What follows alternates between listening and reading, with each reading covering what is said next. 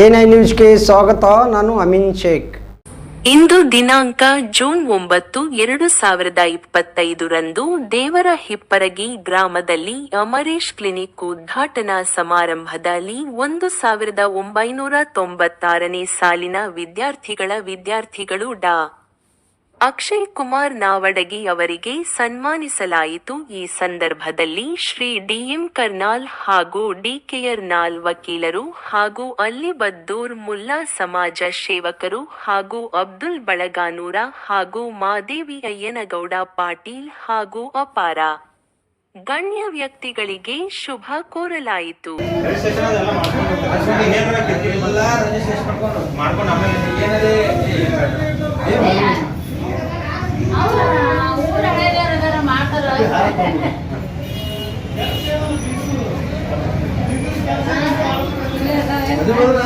ಅಲ್ಲಿ ಮಾಡ್ಬೋದು.